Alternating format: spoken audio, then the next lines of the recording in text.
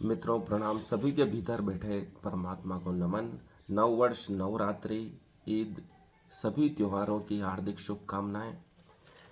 शंकराचार्य ने कहा है कि ये जो भी दिख रहा है वह माया है, मिथ्या है। हमारा शरीर, ये सब पिंड जो भी दिख रहा है वो सब मिथ्या है, सिर्फ ब्रह्म ही सत्य है।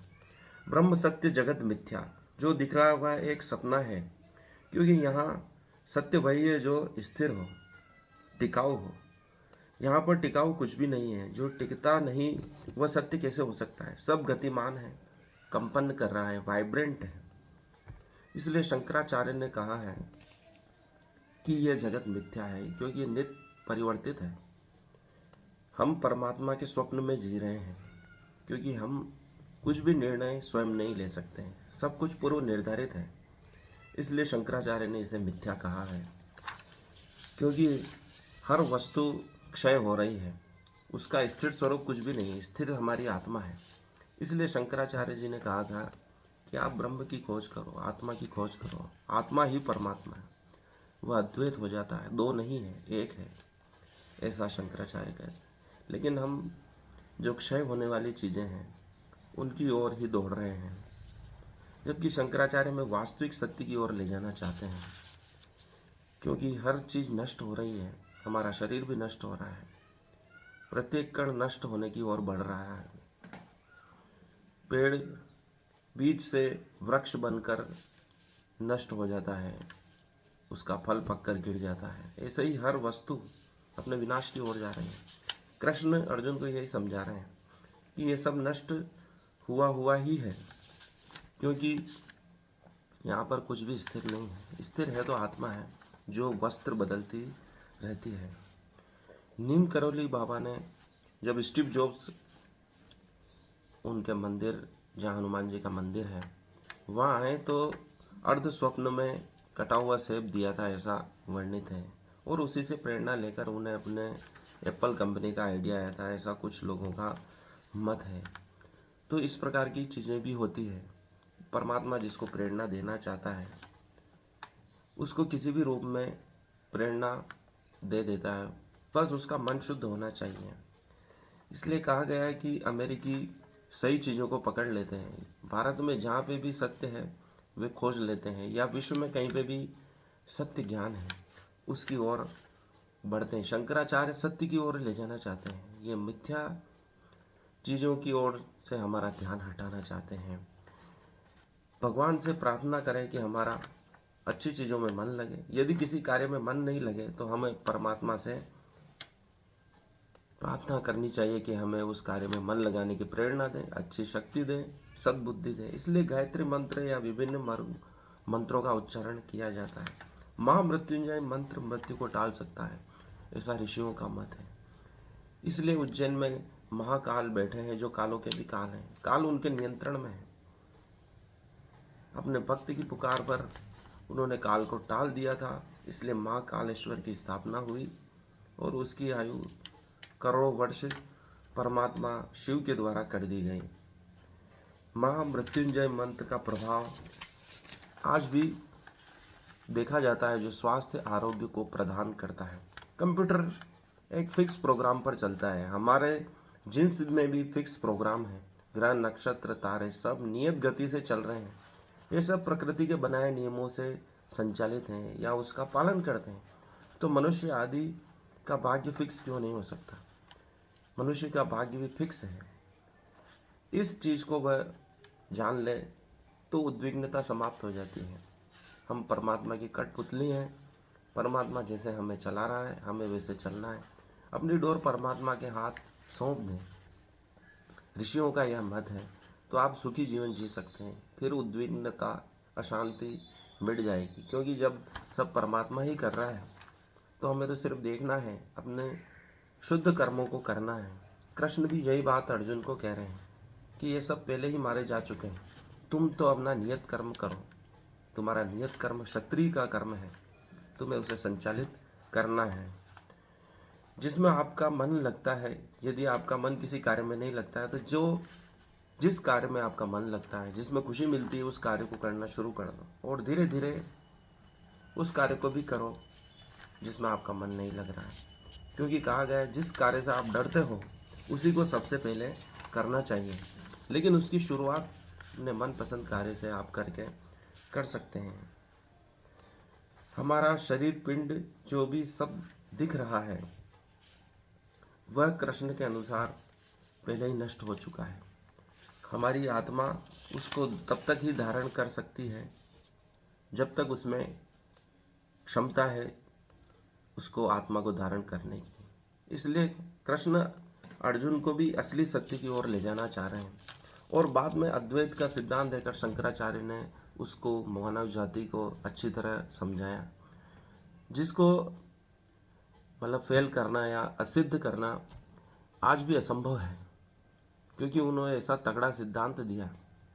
उसके बल पर ही कई विद्वान आचार्य अपने आप को स्थापित किए हुए हैं और मानव जाति का कल्याण करने का प्रयास कर रहे हैं।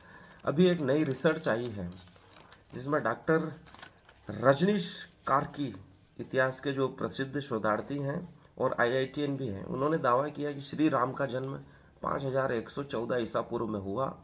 39 की उम्र में रावण को उन्होंने परास्त कर दिया था। ये जो IITN की रिसर्च है भारतीय सभ्यता को 10,000 साल पुरानी बताते हैं। महाभारत युद्ध में रूस से लाए गए थे घोड़े, ऐसा इतिहासकार मानते हैं कि भारत में घोड़े नहीं थे, तो कहाँ से लाए गए? तो उनका कहना है कि रूस से लाए गए थे घोड़े। शीतांशता में रथों के साथ घोड़ों की भी 16 कब्रें मिली हैं। वहाँ पर रथ के साथ घोड़े मिले हैं, शीतांशता जो रूस में है। भारत की सभ्यता की शुरुआत करीब 10,000 साल पहले हुई थी, ऐसा उनका मत है। यानी हमारी सभ्यता मेसोपोटामिया से भी हजारों साल पुरानी है।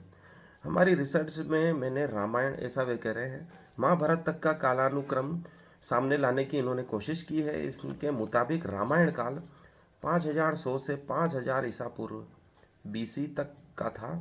नया कालानुक्रम तैयार करते समय इन्होंने समग्र दृष्टिकोण को अपनाया, जिसमें कला, पुरातत्व के प्रमाण, हड़प्पा और मोहनजोदड़ो के अलावा राखी गढ़ी के प्रमाणों, खगोलीय एवं फलित ज्योतिष पर आधारित पंचांग तिथियों का भी इन्होंने इस्तेमाल किया है, इन्होंने महत्व दिया है। पुरातात्विक प्रमाणों के अनुसार अयोध्या के राजा श्री राम के समय धनुष बाण की उन्नत तकनीकें थीं। रामायण काल में घोड़ों का इस्तेमाल नहीं होता था, ऐसा उनका मत है। अश्वमेध के अश्व मिथकी और अलोकीय यूनिकॉर्न अश्व ही थे। 18 दिन चले महाभारत के घोड़ों का इस्तेमाल रथों में हुआ था, जो संभवतः रूस से भारत पहुंचे थे। दक्षिण रूस के शीतांशता में रथों के साथ घोड़ों की 16 कब्रें मिली है, जो 2100 से 1700 BC की हैं। ऐसे रथ मेसोपोटामिया व मिस्र में भी मिले हैं।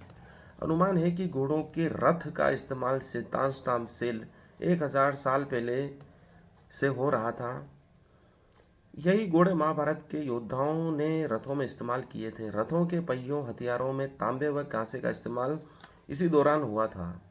भारतीय इतिहास के कालानुक्रम को सिकंदर के हमले व चंद्रगुप्त के काल के संयोग से बैठाना गलत होगा।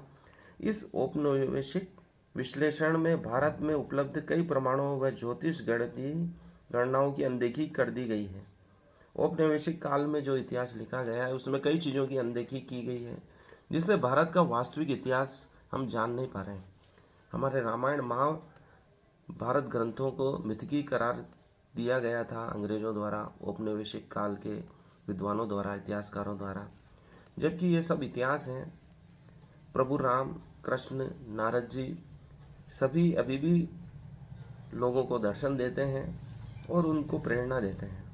पंडित श्री राम शर्मा आचार्य जो गायत्री परिवार के संस्थापक हैं, उनको स्वयं भगवान व्यास जी, नारद जी आदि सप्तऋषियों ने दर्शन दिए और उनके आदेशानुसार ही उन्होंने वेदों का पुनः भाष्य लिखा। उपनिषद आदि ग्रंथ जो नष्ट हो चुके हैं उनका भी उन्होंने लेखन किया। ये सभी वास्तविक थे और वैसे ही दिखते हैं जैसा पंडित श्री राम शर्मा ने कहा, जैसा हम अब चित्रों में देखते हैं, पौराणिक चित्रों में देखते हैं, गीता प्रेस की पुस्तकों में देखते हैं। ये वास्तव में वैसे ही दिखते थे और वैसे ही उन्होंने दर्शन भी किए। नए तथ्य जो सामने है, पांडवों की ओर से 26 और कौरवों की ओर से 36 राजा लड़े थे। 7250 BC में भारत में मानसून की भविष्यवाणी करना सीख गए थे हम लोग। भारतीय लोग संख्या का आविष्कार हो चुका था, गणना के साथ संस्कृत भाषा का विकास हुआ, वह श्रुति परंपरा का वातावरण बना। 7000 बीसी में मनुस्मृति बनी के साथ शासन व समाज की अवधारणा का विकास हुआ। शासन कैसे करना चाहिए, समाज की अवधारणा क्या होती है, उसका विकास हुआ। भारत में पहले वंश कौशल में इक्ष्वाकु वंश का उदय हुआ, इक्ष्वाकु का उदय हुआ। 6500 से 5000 बीसी में सामवेद लिखे गए, यजुर्वेद की रचना हुई, वेदांग की रचना हुई। सभ्यता का केंद्र सिंधु सरस्वती क्षेत्र से गंगा की ओर बढ़ा, गांगेय की ओर बढ़ा। 5114 बीसी में श्री राम प्रभु का जन्म हुआ। 5075 बीसी में रावण की हार हुई, श्री राम का राज्याभिषेक हुआ। 5075 से 5025 बीसी में गांधार में भरत, बंगाल में लक्ष्मण, मथुरा में शत्रुघ्न व लवकुश के पुत्रों का शासन कौशल विंध्य में स्थापित हुआ। 5250 से 4500 बीसी में राखीगढ़ी, मोहनजोदड़ो, कालीबंगा, लोथल एवं धोलावीरा जैसे शहरी केंद्रों का उदय हुआ। 3138 बीसी में महाभारत, पांडवों की ओर से 26, कौरवों की तरफ से 36 राजा लड़े थे। यह 3138 बीसी की बात ये डॉक्टर राजेश कार्की बता रहे, जो ITN है और इतिहास के शोधार्थी हैं। 3102 बीसी में श्री कृष्ण भगवान का देहावसान हुआ, युधिष्ठिर का राज त्याग हो गया और अर्जुन के पौत्र परीक्षित को राजपाट देकर वे चले गए स्वर्गारोहण की ओर।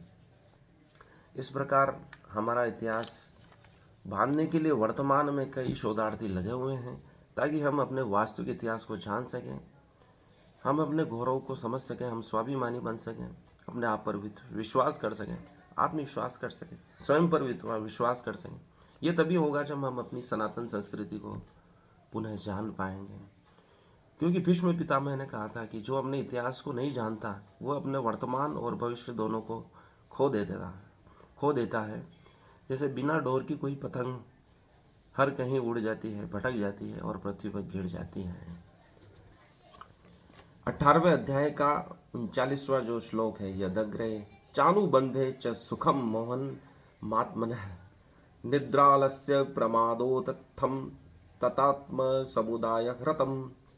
यद का अर्थ है जो अग्रे प्रारंभ में, च भी अनुबंधे अंत में, च का अर्थ है भी, सुखम का अर्थ है सुख, मोहनम अर्थात मोहमय, आत्मन अपना, निद्रा अर्थात नींद, आलस्य अर्थात आलस्य, प्रमाद अर्थात तथा मोह से, उत्तम का अर्थ है उत्पन्न, तत् का अर्थ है वह, तामसम का अर्थ है तामसी, उद्याहर्तम अर्थात कहलाता है।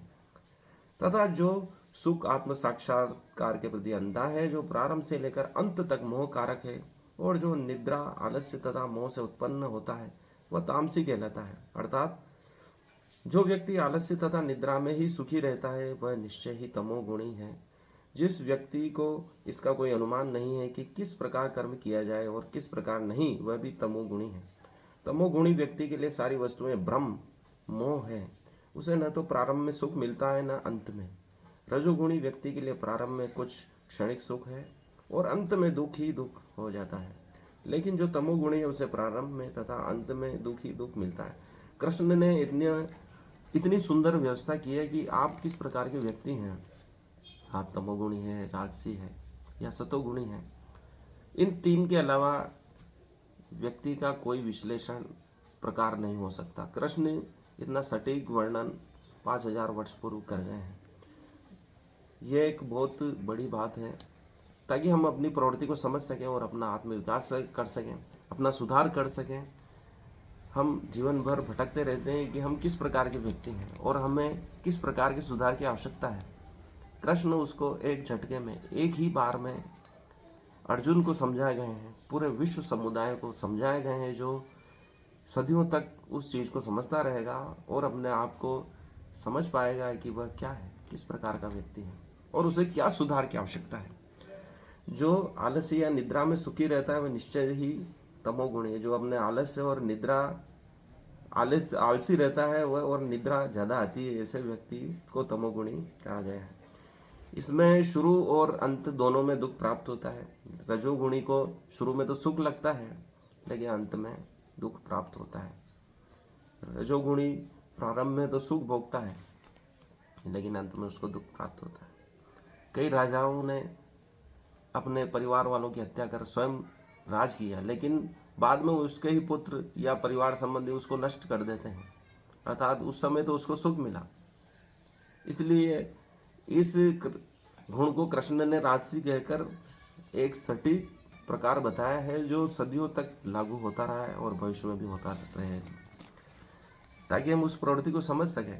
यह प्रवृत्ति कभी जाने वाली नहीं है कि राजसी प्रवृत्ति क्या है। तमोगुणी कुछ भी हो रहा है तो वह आलसी रहते हैं, नींद में रहते हैं, उसको दुनियादारी से कोई मतलब नहीं है, वो अपने आलस्य में मस्त में है, प्रमाद में मस्त है, एक काम को कर रहे हैं तो किए ही जा रहे हैं। लेकिन राजसी लोग हमेशा संघर्ष की स्थिति में रहते हैं, वो अभी भी सुख भोगते हैं, लेकिन बाद में उनका क्या होगा जब उनकी शक्ति क्षीण हो जाएंगी।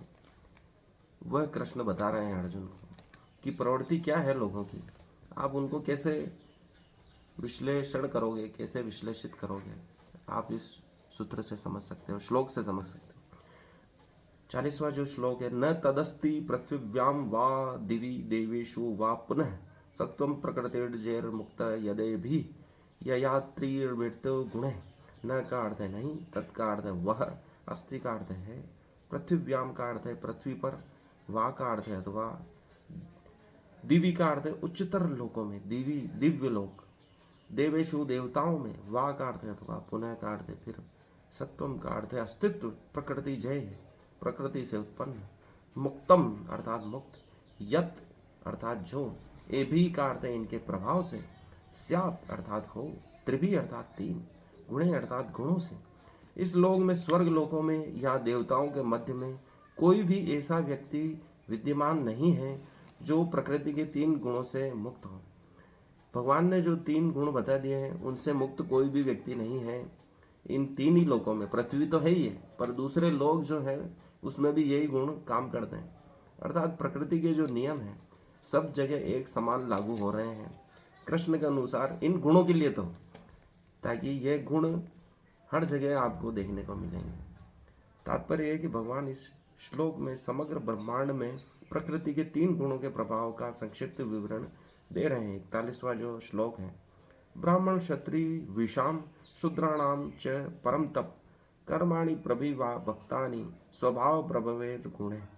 ब्राह्मण का अर्थ है ब्राह्मण, क्षत्रिय का अर्थ है क्षत्रिय, विषाम का अर्थ है तथा वैश्यों का, शूद्राणाम अर्थात शूद्रों का, च का अर्थ है तथा, परम तप का अर्थ है शत्रुओं के विजयता अर्थात अर्जुन, कर्माणि कार्यकलाप, प्रविभक्तानि विभाजित हैं स्वभाव अपने स्वभाव से, प्रभवे अर्थात उत्पन्न, गुणे अर्थात गुणों के द्वारा। हे परम तप, ब्राह्मणों क्षत्रियों वैश्यों तथा शूद्रों में प्रकृति के गुणों के अनुसार उनके स्वभाव द्वारा उत्पन्न गुणों के द्वारा भेद किया जाता है।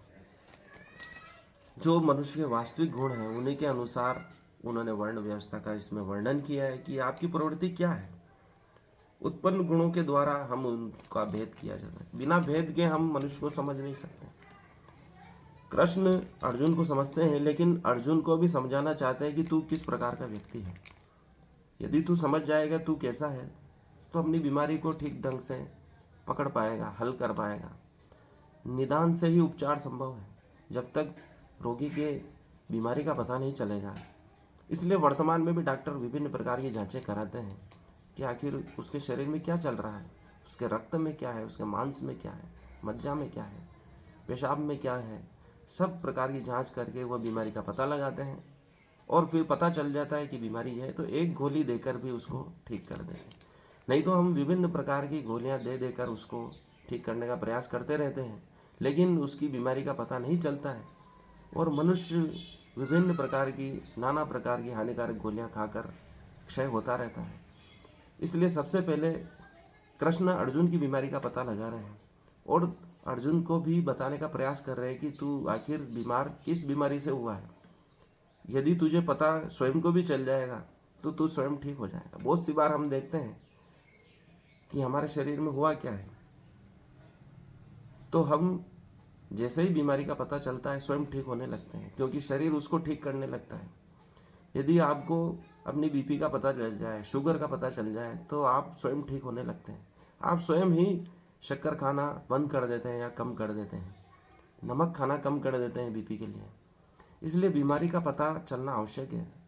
कृष्ण अर्जुन को बीमारी का पता लगाने में सहयोग कर रहे हैं, नाना प्रकार का ज्ञान देकर, विभिन्न प्रकार के टेस्ट लगाकर, सीबीसी टेस्ट लगाकर, उसके कई प्रकार के जो टेस्ट होते हैं, मलेरिया, टाइफाइड, सबकी जांच कर रहे हैं उसकी, और पता लगा रहे हैं कि तुझे हुआ क्या है, अचानक तू मोहित कैसे हो गया, तुझे क्या बीमारी हो गई है कि तेरे अचानक मोह में पड़ गया तू। 42वां जो श्लोक है, शमो दमस्तपः शौचम शांतिर्राव में उच्च ज्ञानम विज्ञानमास्तिक्यम ब्रह्म कर्म स्वभावजम। शम का अर्थ है शांति प्रीता, दम का अर्थ है आत्मसंयम, तप का अर्थ है तपस्या, शौचम अर्थात पवित्रता, शांति का अर्थ है सहिष्णुता, अजर्वम का अर्थ है सत्यनिष्ठा, एव का अर्थ है निश्चय ही, च का अर्थ है तथा, ज्ञानम का अर्थ है ज्ञान, विज्ञानम का अर्थ है विज्ञान, आस्तिक्यम अर्थात धार्मिकता, ब्रह्म का अर्थ है ब्राह्मण का, कर्म का अर्थ है कर्तव्य, स्वभावजम स्वभाव से उत्पन्न स्वाभाविक, शांति प्रीता, आत्मसंयम, तपस्या, पवित्रता, सहिष्णुता, सत्यनिष्ठा, ज्ञान, विज्ञान तथा धार्मिकता, ये सारे स्वाभाविक गुण हैं जिनके द्वारा ब्राह्मण कर्म करते हैं। ब्राह्मण का क्या गुण है? ब्राह्मण एक तो शांति प्रिय होना चाहिए, उसमें आत्मसंयम होना चाहिए, तपस्या करने वाला होना चाहिए, पवित्र होना चाहिए, सहिष्णु होना चाहिए, कोई भी कुछ कह दे तो वह उद्विग्न नहीं होना चाहिए, प्रतिक्रिया देने वाला नहीं होना चाहिए, कोई कुछ भी किया एकदम जवाब दे दिया और उसको सामने वाले को नाराज कर दिया या उसको सही उत्तर नहीं दिया, ऐसा नहीं होना चाहिए। सहिष्णु होना चाहिए, सत्यनिष्ठ होना चाहिए, उसको ज्ञान होना चाहिए, बिना ज्ञान के कोई जवाब नहीं देना चाहिए उसे। विज्ञान का भी, ज्ञान और विज्ञान को अलग बताया गया, इसलिए ज्ञान भी बताया है ब्राह्मण के लिए और विज्ञान भी बताया है। तथा धार्मिकता होनी चाहिए उसमें। 43वां जो श्लोक है, शौर्य तेजो धृतिर्दाक्षम युद्धे चाप्य पलायनम दानमीश्वर विश्वाश्च क्षात्रम कर्म स्वभावजम। शौर्यम अर्थात वीरता, तेज अर्थात शक्ति, धृति अर्थात संकल्प, धैर्य, दाक्षक्यम अर्थात दक्षता, युद्धे अर्थात युद्ध में, च का अर्थ है तथा, अपी का अर्थ है भी, अपलावनम अर्थात विमुख न होना, दानम अर्थात उदारता, ईश्वर अर्थात नेतृत्व का, ईश्वर का अर्थ यहाँ नेतृत्व बताया गया है, भाव अर्थात स्वभाव, च का अर्थ है तथा, क्षात्रम अर्थात क्षत्रिय का, कर्म अर्थात कर्तव्य, स्वभावजम अर्थात स्वभाव से उत्पन्न स्वाभाविक, अर्थात वीरता, शक्ति, संकल्प, दक्षता, युद्ध में धैर्य, उदारता तथा नेतृत्व, ये क्षत्रियों के स्वाभाविक गुण हैं। क्षत्रिय के जो गुण बताए उसमें वीरता, क्षत्रिय देखने में वीर लगते हैं, उसमें शक्ति का अपार संचय होता है, संकल्पवान होते हैं, इसलिए भगवान राम के बारे में कहा है, उन्होंने जो वचन दे दिया उसको पूरा करते हैं। रघुकुल रीत सदा चली आए, प्राण जाए पर वचन न जाए, अर्थात क्षत्रिय लोग जो संकल्प ले लेते हैं, वचन लेते हैं, उसे पूरा करते हैं, दक्ष होते हैं, अपने कार्य करने में दक्ष होते हैं। कहते हैं भगवान राम एक तीर से 14,000 लोगों का वध कर देते थे, राक्षसों का, इतनी पावर थी उनमें। सबसे पुरुषमान व्यक्ति भगवान राम को बताया गया है उस ऐतिहासिक युग में। युद्ध में धैर्य होना चाहिए, क्षत्रिय लोग धैर्य से काम लेते हैं, कौन शत्रु है, कौन अपने सैनिक है, सबका ध्यान रखकर ही बाण चलाते हैं, युद्ध करते हैं, शस्त्र चलाते हैं, अस्त्र चलाते हैं। उदारता तथा नेतृत्व का गुण होना चाहिए, उदारता भी होनी चाहिए, कोई शत्रु क्षमा मांगना है तो उसको क्षमा करना है या नहीं करना है, यह सब भी विचार करते हैं। नेतृत्व का गुण होना चाहिए, अपनी सेना को नेतृत्व प्रदान नहीं करेंगे तो वह लड़ेगी कैसे, किस दिशा में उनको जाना है, किससे लड़ना है, कब बात माननी है, कब वीरता का जोश भरकर उनको युद्ध करना है, ये सब क्षत्रियता के गुण हैं। 44वां जो श्लोक है, कृषि गोरक्ष वाणिज्यम विश्वकर्म स्वभावजम परिचार कर्म कर्म शूद्रस्यापि स्वभावजम।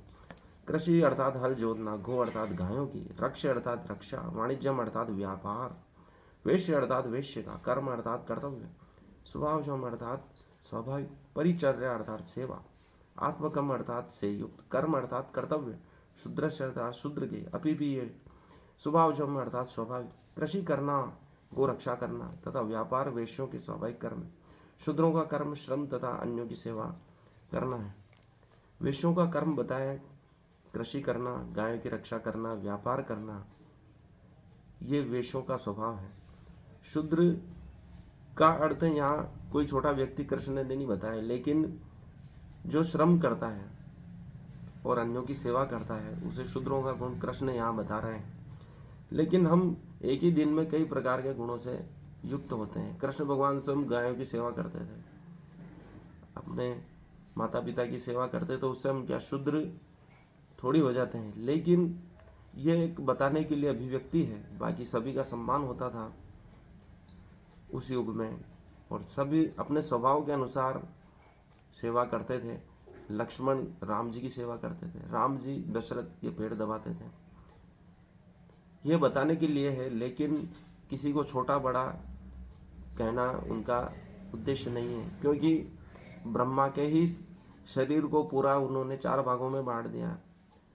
उन्होंने सिर को ब्राह्मण बताया, मुख को उनके जो हाथ है क्षत्रिय बताए, पेड़ को उन्होंने वैश्य बताए और पाँव को शूद्र बताए, पर है तो पूरे ब्रह्म ही। जो ब्रह्म को जान लेता है वह ब्राह्मण है। केवल ये कर्म के अनुसार बताने का विधान है, लेकिन छोटा बड़ा कहना उनका मकसद नहीं है, क्योंकि सभी मिलकर ही इस समाज को संचालित कर सकते थे। जो 45वां जो श्लोक है, स्वे स्वे कर्मण्य भी रहता है संसिद्ध लभते नरा स्वकर्म निर्तय सिद्धिम यथा विदंती तक्षुक्षुण। स्वे स्वे का अर्थ है अपने अपने, कर्मणि अर्थात कर्म में, अभिरत है अर्थात संलग्न, संदिग्धम अर्थात सिद्धि को, लभते अर्थात प्राप्त करता है, नर अर्थात मनुष्य, स्वकर्म अर्थात अपने कर्म में, निर्तय अर्थात लगा हुआ, सिद्धिम अर्थात सिद्धि को, यथा अर्थात जिस प्रकार, विदंती अर्थात प्राप्त करता है, तत् अर्थात वह, श्रृणु अर्थात सुनो। अपने अपने कर्म के गुणों का पालन करते हुए प्रत्येक व्यक्ति सिद्ध हो सकता है। अब तुम मुझसे सुनो कि यह किस प्रकार किया जा सकता है। जो अपने कर्म को बार बार करता है, योग कर्मसु कौशलम, कृष्ण ने ऐसे ही नहीं कहा है। आप जो भी कर्म कर रहे हैं उसको बार बार करें, उसको सिद्ध करना है। मंत्रों के बारे में भी यही कि मंत्रों को सिद्ध करना पड़ता है व्यक्ति के द्वारा, तभी वह कार्य करते हैं। आप देखते हैं टरबाइन भी एक नियत गति से चलते हैं, तभी वह विद्युत उत्पन्न कर सकते हैं। कभी रुक रहे हैं, कभी धीरे चल रहे हैं, तो उससे विद्युत का प्रवाह सही नहीं होगा, या हमको जितना चाहिए उतना लाभ नहीं मिलेगा। फैराडे का जो सिद्धांत है, ओम का जो सिद्धांत है, ये इसे ऐसे ही नहीं बनाए गए, क्योंकि प्रकृति के जो नियम हैं वह तभी कार्य करते हैं जब उनको एक विशिष्ट प्रकार से करते हैं। अपने कर्म के गुणों का पालन करते हुए, जिनका जो गुण है उस कर्म के गुणों का पालन करते हुए व्यक्ति सिद्ध हो सकता है। कार्य को जिस प्रकार से करना चाहिए उसको सीख लेता है, कर्म के योग को सीख लेता है। योग कर्मसु कौशलम, योग क्या है? कर्म का कौशल ही है। उस कुशलता को प्राप्त करते ही वह व्यक्ति सिद्ध हो जाता है। इसलिए महापुरुषों को जिनको सिद्धि प्राप्त हो जाती है उन्हें सिद्ध कहा है, क्योंकि वह उस कार्य को करने में कुशल हो जाते हैं। कोई पानी पर चलने में कुशल हो गया तो वह उस चीज़ का सिद्ध हो गया, कोई हवा में उड़ने में सिद्ध हो गया, क्यों दूसरों की बातें जानने में सिद्ध हो गया। वैसे ही कोई चाय बनाने वाला है, वह हम देखते हैं कि कैसे एक पात्र से दूसरे पात्र में बहुत ऊंचाई से चाय को गिराकर उसमें एक बूंद भी नहीं गिरने देता है, तो वह भी एक सिद्ध है। कोई भोजन कुशलता से बनाकर स्वादिष्ट बना सकता है तो वह भी भोजन बनाने का सिद्ध हुआ। जो कुछ भी हम कार्य करते हैं उससे सिद्धि प्राप्त करने के बारे में कृष्ण कहते हैं। जैसे बाटा कंपनी ने जूता बनाने में सिद्धि प्राप्त की तो वह पूरे विश्व में प्रसिद्ध हुए और उनको मुनाफा हुआ। कृष्ण चाहते हैं कि आप जो भी कार्य करें उसमें सिद्ध हो जाएं, तभी आप समाज में एक महत्वपूर्ण व्यक्ति बन सकते हैं, आपकी पहचान हो सकती है। कार्य कोई छोटा नहीं हो सकता है।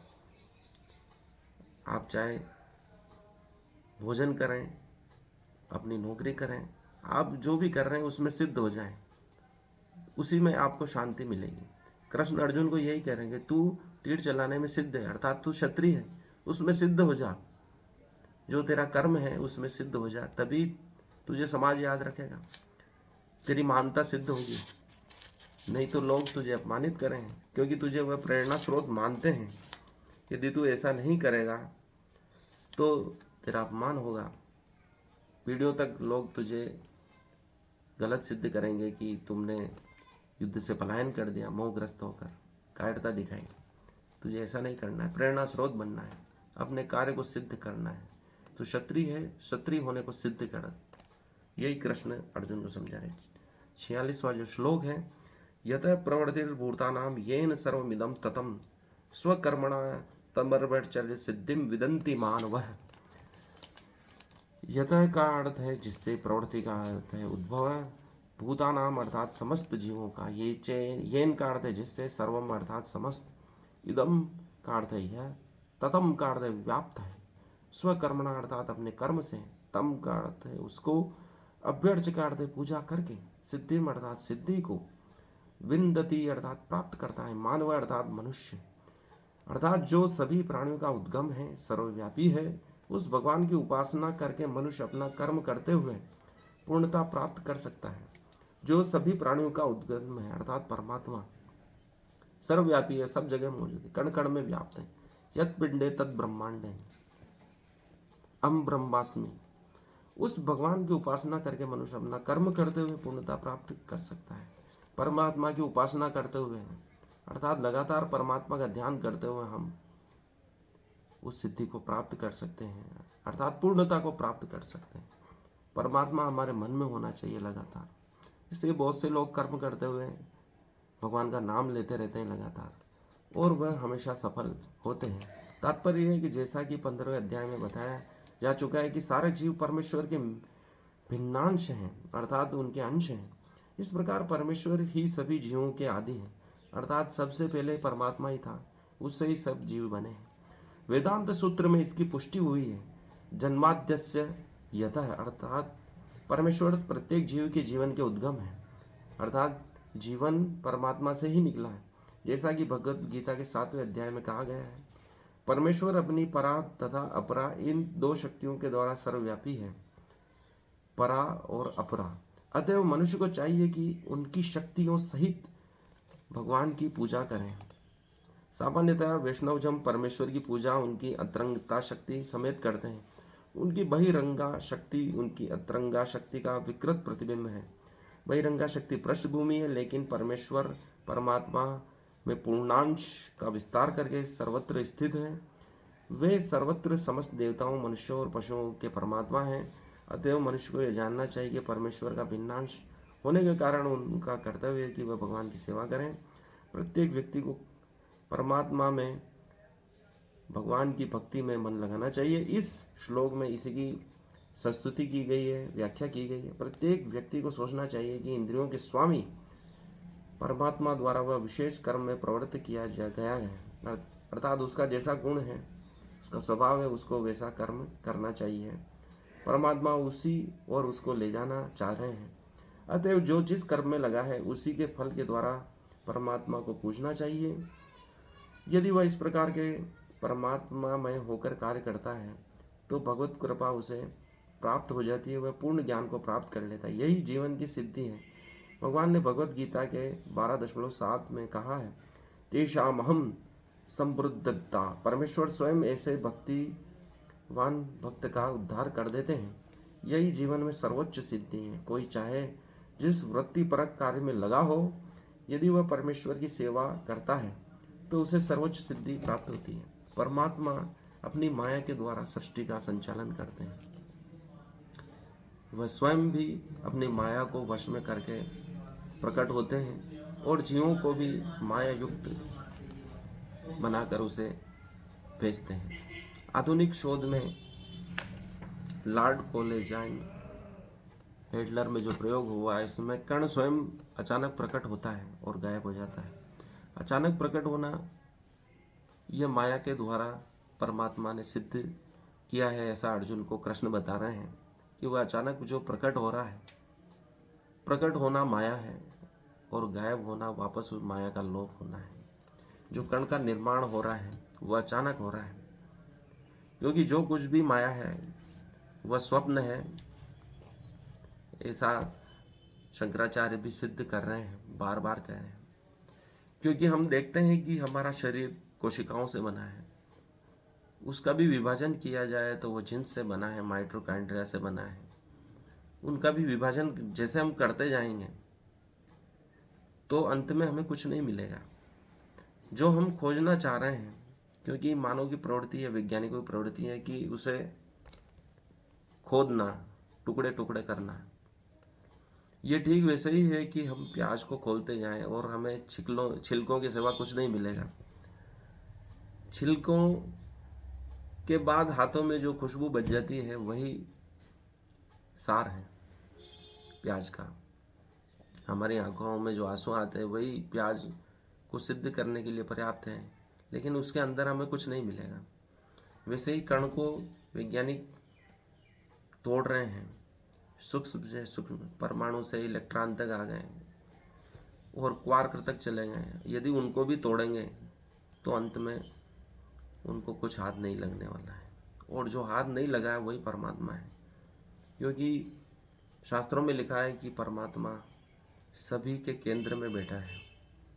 जैसे पृथ्वी के केंद्र में अग्नि है, सूर्य के केंद्र में भी अग्नि है, सभी के केंद्र में अग्नि है, वह अग्नि स्वरूप है, हिरण्य गर्भास्थ। इस प्रकार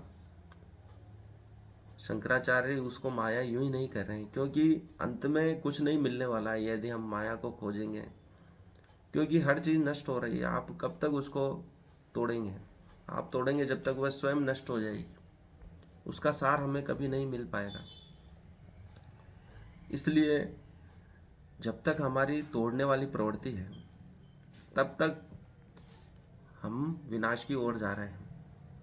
लेकिन सूर्य हाइड्रोजन के संयोजन से ऊर्जा उत्पन्न करता है, संयोजन की भी विधि है। यदि आप प्रकृति को पूरा जोड़कर देखेंगे, सभी चीज़ों को जोड़कर देखेंगे तो हमें परमात्मा की उपस्थिति महसूस होगी। लेकिन हम तोड़ के देखेंगे तो हमारे हाथ में प्याज के छिलकों के सिवा कुछ नहीं लगेगा, और लगेगा तो प्याज की जो खुशबू है हम उसे ही परमात्मा मान सकते हैं। धन्यवाद, आज के लिए इतना ही। मुझे सुनने के लिए हार्दिक आभार। यूं ही प्रेम बनाए रखिए और इस वीडियो को अधिक से अधिक शेयर करें, इसे लाइक करें, मेरे चैनल को सब्सक्राइब करें। हार्दिक आभार।